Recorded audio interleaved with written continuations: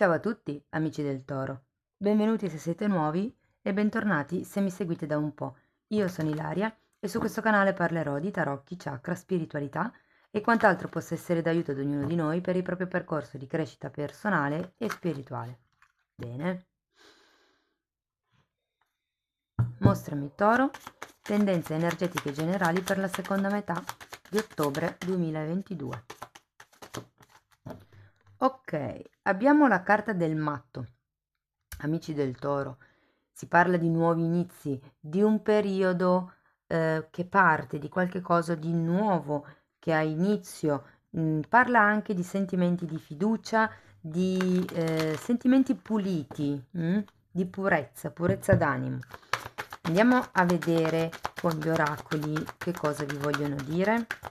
Quando c'è la carta del matto è perché fa riferimento a una chiusura di cicli e a nuovi cicli che cominciano. Wow, carta numero 9, abbiamo l'isola del tesoro.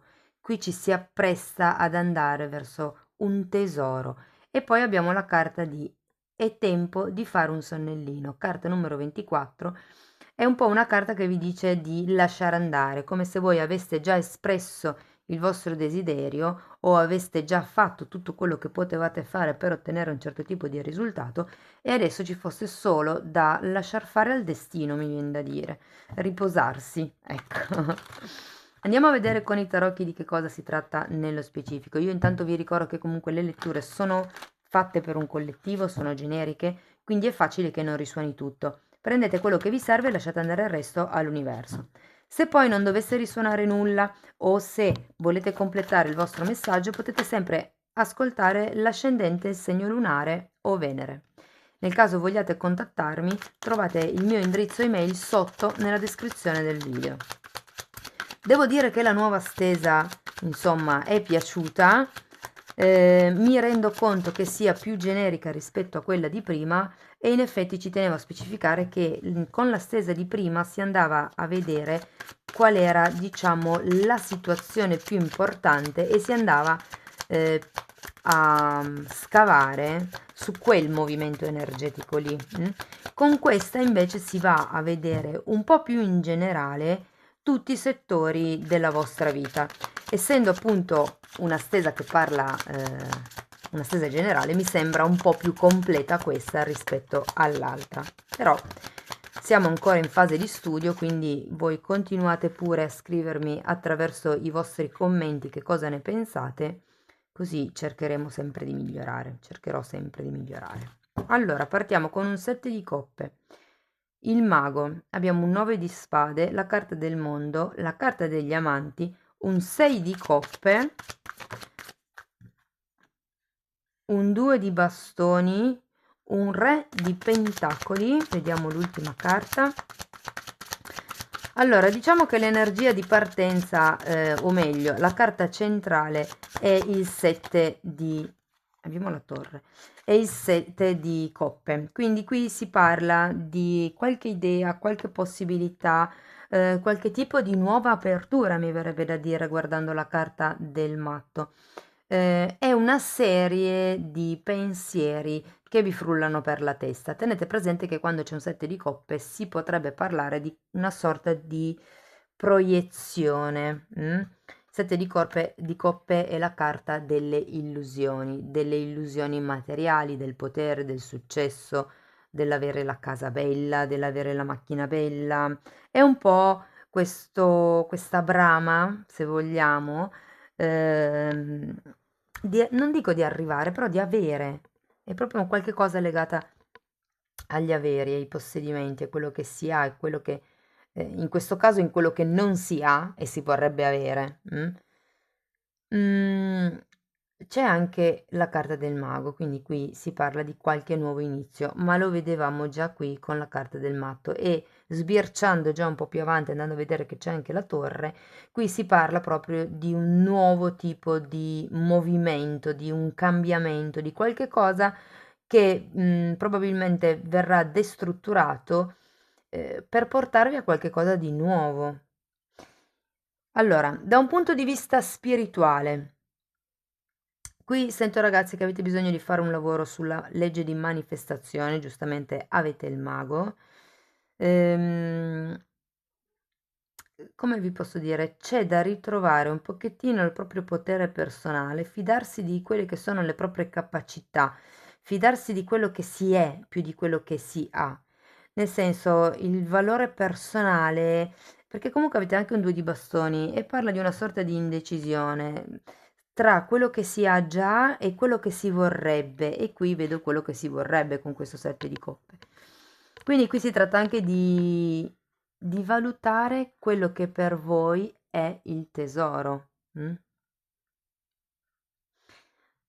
È una sorta di bilanciamento delle forze, lo sento un po' così.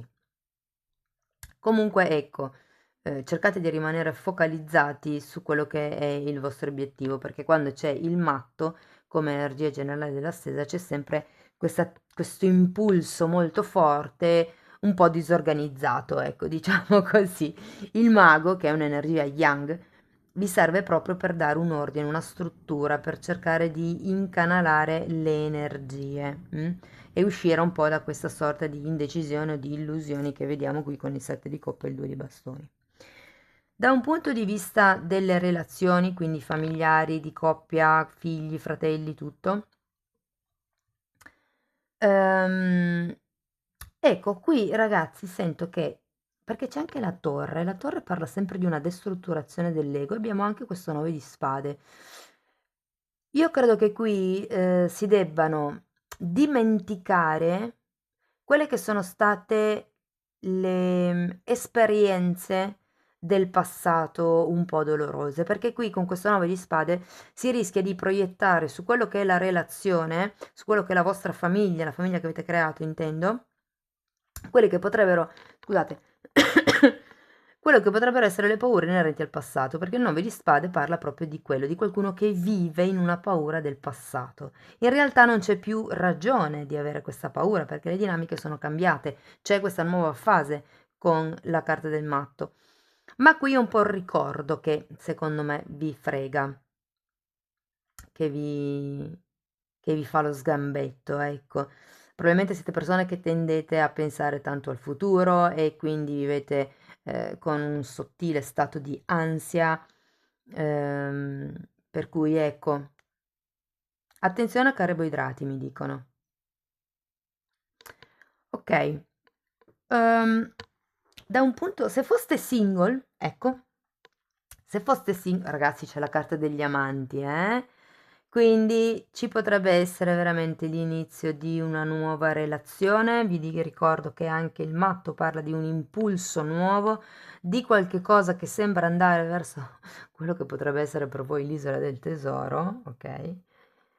Ehm, guardate, sento che potrebbe essere una persona che conoscerete, diciamo, nell'intorno familiare, più che con amici o sconosciuti. È come se vi presentassero qualcuno, se fosse l'amico, magari di una zia, di una mamma, di qualcuno intorno a voi, ecco, a livello proprio familiare. E però, avendo appunto la carta degli amanti, potrebbe essere veramente quella relazione equilibrata, quella relazione sana. Mm? Mm. Per un altro gruppo di persone sento che potrebbe conoscere questa persona durante un viaggio, durante uno spostamento, durante una gita alla famiglia di origine. C'è questo ritorno al passato, comunque con questo 6 di coppe, che mi fa pensare che abbia a che vedere o con la vostra famiglia d'origine, oppure perché no, che sia una persona magari che conoscete da tempo e con la quale inizi a esserci qualche cosa di nuovo. C'è il 6 di coppe, il 6 di coppe è quel affetto puro, quel sentimento puro che si prova, no? E anche comunque la carta degli amanti è una carta bellissima perché parla proprio di amore corrisposto, di amore ricambiato, di un amore sano, in equilibrio. Mm? Ehm, Nel caso aveste figli, vi dirò, metteteci un occhio particolare, perché ci potrebbe essere un cambio da un punto di vista profondo. Ehm, C'è la carta del mondo, potrebbe far riferimento a un cambio di casa, a un trasloco, perché abbiamo anche la torre e quindi qui c'è un cambio di dinamica, a livello a livello di figlio. Non la sento una dinamica malsana, semplicemente è un cambio, è qualche tipo, può anche essere semplicemente che vostro figlio o vostra figlia arrivi e vi dica ho deciso di fare un viaggio studio di 6 mesi e a voi destabilizzi tantissimo perché magari non ve l'aspettavate. La torre può anche essere vista in quel modo lì, per esempio, perché sento che ha a che vedere con qualche tipo o di spostamento in avanti, quindi verso qualche città o avventura nuova, perché comunque abbiamo il matto, parla di avventure nuove, oppure per qualcuno può essere il ritorno alle radici, il ritorno alle origini. Da un punto di vista lavorativo, sento che avete tante idee per la testa e con la carta del mago qui si tratta di fare un'azione di tipo concreto, perché comunque l'energia del matto mi dice che l'impulso, l'energia di base, l'entusiasmo, la fiducia perché questo tipo di progetto di avanzamento ci sia, voi ce l'avete, questa energia è bella presente dentro di voi. Per qualcuno potrebbe essere un sogno veramente che avete tirato fuori dal cassetto e volete riproporre, ci volete riprovare. Per qualcun altro invece possono essere delle idee che arrivano a ruota libera, ma comunque con la carta del mago sento che sarete tipo un vulcano di idee, ok? Sento che molte persone potrebbero essere aiutate o diciamo se state cercando di incrementare il lavoro, quello che vi consigliano le carte è di affidarvi al vostro, mi verrebbe da dire, gruppo familiare, ma ehm, fa più riferimento alle persone che sentite legate a voi. Non sempre i nostri familiari di sangue, li sentiamo vicini, no, quindi qui si tratta un po' di quello, cercate di far riferimento alle persone, di cui vi fidate e sento che potrebbero darvi una forte spinta. Per qualcuno potrebbero essere proprio gli amici, che potrebbero aprirvi gli occhi su magari certe cose, da migliorare, piuttosto che delle idee da mi parlano di pacchetti, quindi per qualcuno potrebbe essere utile per aumentare il volume di vendite, di fare dei o pacchetti regalo o pacchetti per la spedizione o pacchetti nel senso di unire 2 o 3 articoli, di fare uno sconto, cose di questo genere. Se non avete un lavoro, guardate, un cambio c'è, perché comunque abbiamo sia la carta del mondo, sia la carta della torre e c'è anche comunque la carta degli, scusate, la carta degli amanti che parla comunque di una sorta di equilibrio, è una carta che parla di una certa linearità. Quindi potrebbe essere che entri qualcosa di nuovo o potrebbe essere semplicemente che qualcuno cambi orizzonte. Nel senso che se avete sempre cercato in una direzione, adesso è come se vi si aprissero determinate possibilità, se iniziaste a vedere anche un po' più, diciamo, a largo raggio, magari proprio sotto suggerimento di una zia, una mamma, una persona saggia che è intorno a voi, che vi vuole bene, cioè una persona pulita nei vostri confronti, e secondo me vi mette una pulce nell'orecchio che vi fa dire: ma aspetta un attimo, forse ho ristretto un po' troppo il campo, forse potrei osare di più. E qui si aprono quella marea di possibilità di cui ci parla il sette di coppe. Dovete solo agire fondamentalmente, ma è un buonissimo periodo, ragazzi. È un buonissimo periodo, ok? Nel caso siate dipendenti, abbiate un lavoro, diciamo così, normale, nel senso che non dobbiate incrementare il volume d'affari o cose di questo genere, sento che tutto sommato va bene.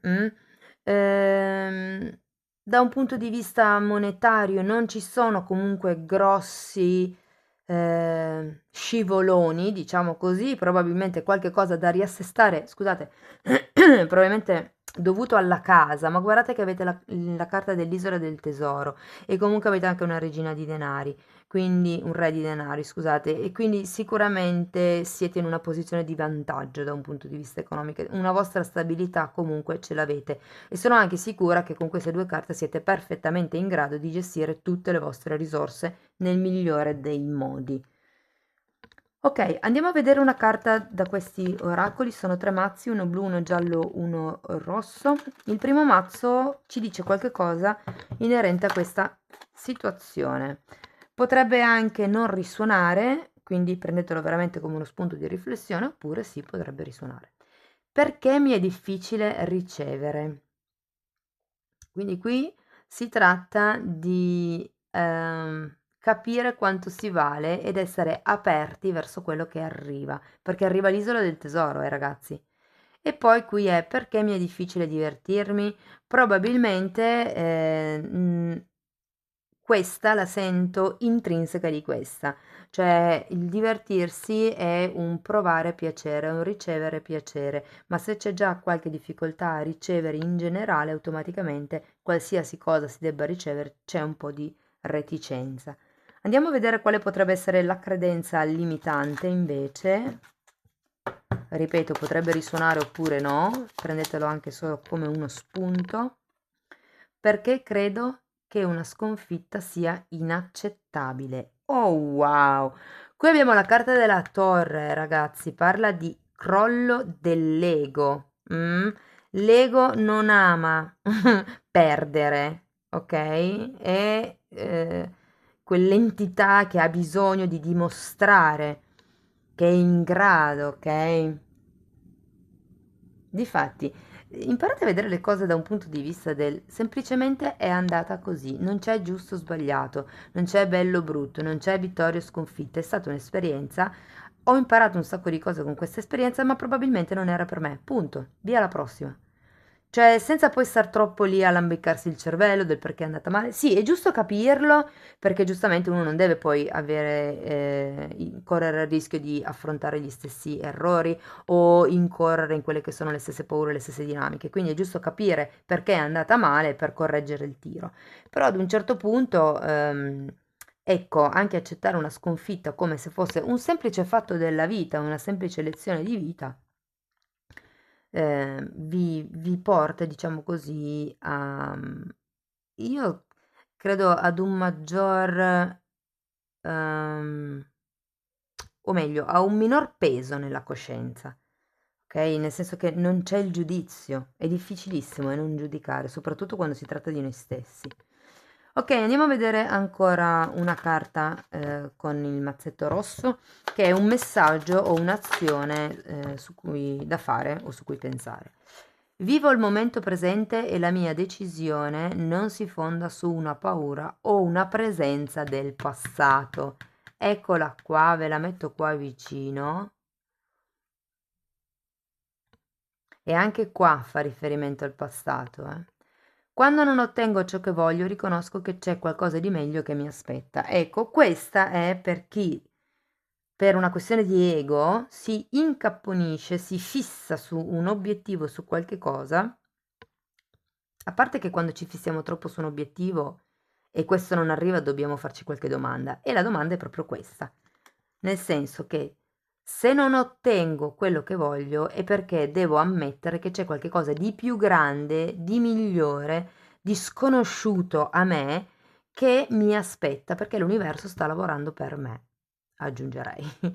Quindi probabilmente c'è un disegno che voi ancora non vedete, non riuscite a vedere, ed è per quello che state cercando di manifestare con questo mago probabilmente ancora non arriva, però qui le carte vi dicono state andando verso quello che è la vostra isola del tesoro e semplicemente lasciate fare all'universo, fatevi un sonnellino, godetevi un attimino di riposo, ok? Perché comunque le possibilità si stanno aprendo, le cose stanno cambiando, abbiamo due carte di forte cambiamento qui, ok?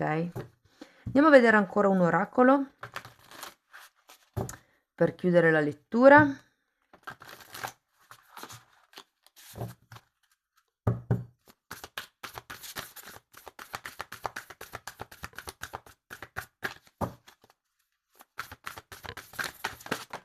Ok, abbiamo, wow, ok, guida di viaggio. Viaggi o cambi traslochi, cambi di locazione. E qui ve lo dicevo, con la torre e il mondo, che qualcuno potrebbe essere che traslochi, che cambi, che si sposti, che insomma faccia un movimento di una certa distanza, di una certa importanza comunque. La guida di viaggio io qui la sento come la propria guida interiore. Vi ricordo che comunque il matto è la carta dell'avventuriero, è colui che lascia tutto quello che ha, parte per questo viaggio semplicemente con un fagotto dietro, ok? Quindi è la voglia di qualche cosa di nuovo. E parla anche di guida interiore, secondo me, di lasciarvi un po' guidare nel vostro viaggio di vita. E poi abbiamo la carta numero 4 che parla di libertà, di lasciare andare, qui sono i desideri, magari le proiezioni dell'ego, e di andare avanti, di passare oltre fondamentalmente, ok? Cari amici del Toro, spero che la lettura vi sia stata utile. Se sì, potete mettere un like, potete iscrivervi, condividere, commentare, anzi, continuate a dirmi come vi trovate con questa lettura, così io riesco ad orientarmi. Io vi ringrazio di essere stati qui con me, vi mando un abbraccio e ci vediamo nei prossimi video. Ciao ciao!